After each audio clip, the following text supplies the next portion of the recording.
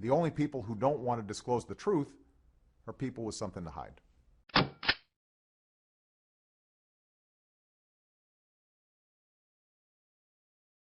Must exist for true law enforcement and true safety to exist properly. All right, we have a caller. Let's go ahead and take the caller. Scott, you're on with Dr. Keys and Chief Steve Davis. Good evening. My question is to Chief Steve first. Chief, now are you familiar with the Obama Social Security issue?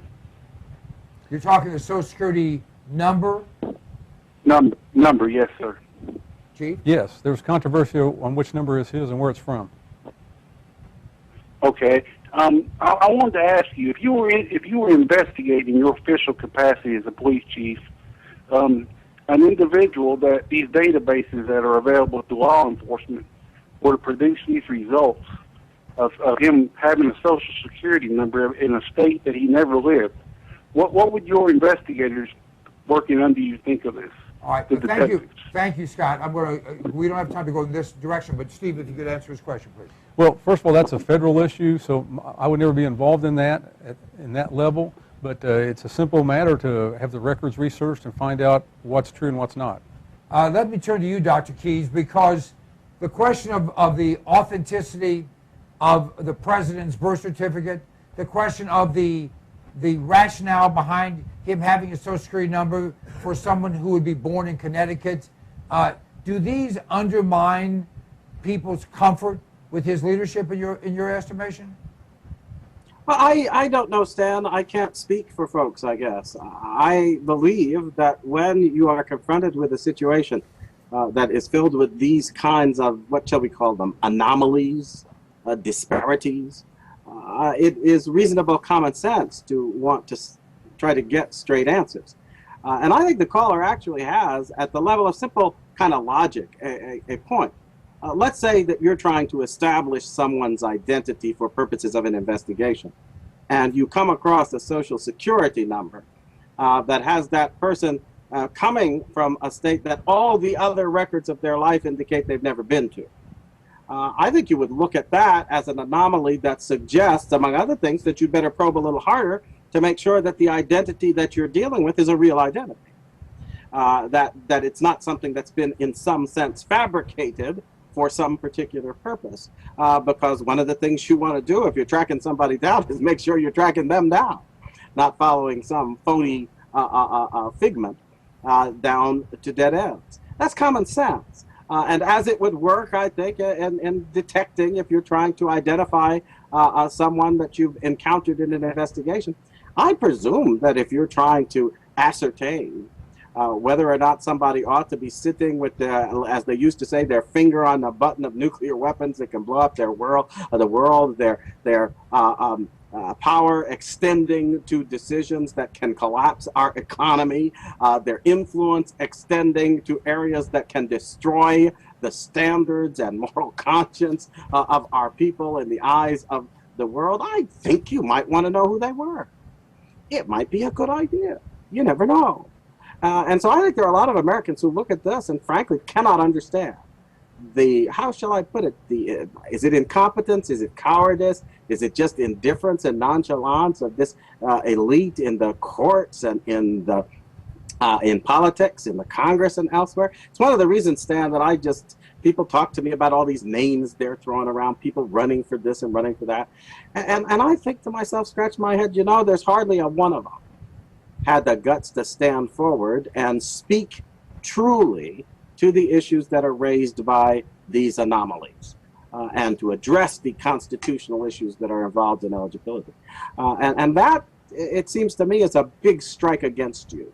Because at the end of the day, if you're not willing to respect the requirements of integrity with regard to the most potently damaging office that it is in the gift of the American people to give, then I guess you're willing to misinform and lie to them about just about anything.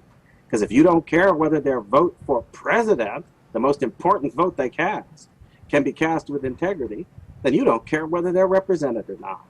And frankly, Stan, I know very few, I don't care which party label they wear, who have had the respect for the people, the respect for the Constitution, the respect for the requirements of a real and true representation and choice in our elections, to stand forward and deal with these matters forthrightly. They've allowed folks like myself and others who are outside the purview of government to just kind of twist in the wind.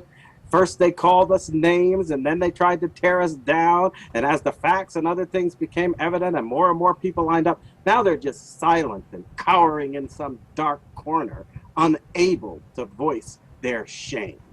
And I think that's where they belong, most of them. Well said. Well, we're just about out of time. Chief Steve, a closing thought. Yeah, I would think if anyone believes that Barack Obama is going to make an identity theft commercial anytime soon, forget it. It's not going to happen. Well said. Well said. LifeLock, forget it. Lester. Thank you very much. First sentence. WorldNet Daily's correspondent, Dr. Jerome Corsi, reports that in the U.S. District Court of the District of Columbia, a lawsuit has been filed by investigators in Ohio and Colorado concerning the president's Social Security number. Second sentence. Birth certificate? He reports, no, I did not bring up the birth certificate. He reports that investigators Susan Daniels and John Sampson are asking why the president is using a Social Security number reserved for Connecticut applicants. And my question, do you know? That's two sentences, Lester. Two sentences, and my question, do you know of any record that the president ever had a mailing address in Connecticut? Lester, I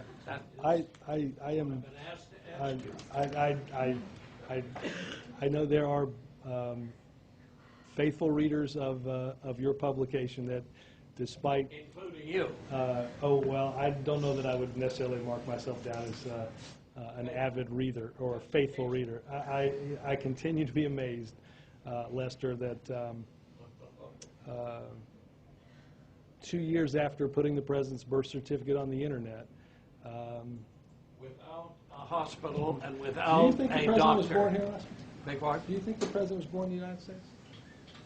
I don't know. I'd love to get the real birth certificate, wouldn't you? I've seen the real birth certificate. I put it on the internet, and I appreciate your This question- I appreciate your forthrightness on the birth answer. Listen, Thank Tracy. you.